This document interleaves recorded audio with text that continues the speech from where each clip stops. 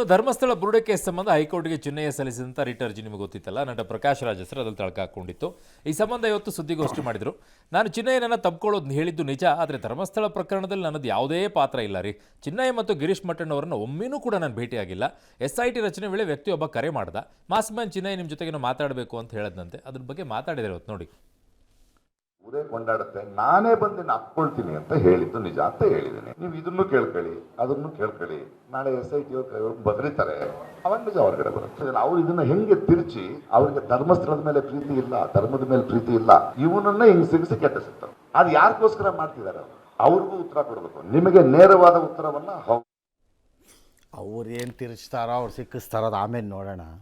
ಅಲ್ಲ, ಚಿನ್ನಯ್ಯ ಅವತ್ತು ಹೇಳ್ಬೇಕಾದ್ರೆ ಇವ್ರಿಗೆ ಮಜಾ ಬರ್ತಾ ಇತ್ತು. ಚಿನ್ನಯ್ಯ ಈಗ ಬೇರೆ ವಿಚಾರ ಹೇಳಕ್ಕೆ ಶುರು ಮಾಡಿದ ತಕ್ಷಣ ಬಿಸಿ ಆಗಕ್ಕೆ ಶುರು ಆಗುತ್ತೆ. ಅದಿರಲಿ, ಅದು ಬೇರೆ ವಿಚಾರ. ಅದು ಪಾಯಿಂಟ್ ಈಸ್, ನಾನು ಧರ್ಮಸ್ಥಳದ ವಿರೋಧಿ ಅಲ್ಲ ಅಂತ ಅವ್ರು ಅಂದಿದ್ದಾರೆ. ಹೌದು, ಫೇರ್ ಇರದೇ ಇರ್ಬೋದು, ನನಗೆ ಗೊತ್ತಿಲ್ಲ ಧರ್ಮಸ್ಥಳದ ವಿರೋಧಿನ ಅಲ್ವಾ ಅನ್ನೋದಕ್ಕೆ. ಇಲ್ಲ ಅಂದಿದ್ದಾರೆ, ಇಲ್ಲ.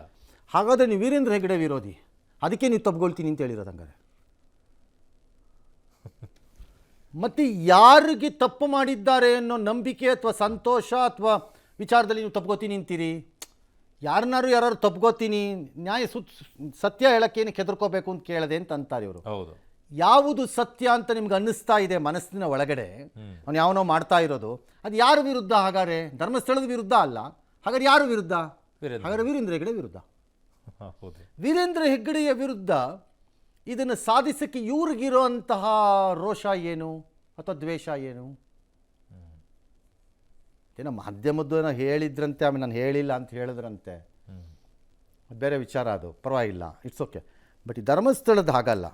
ಬಟ್ ಯಾವ ಲಿಂಕ್?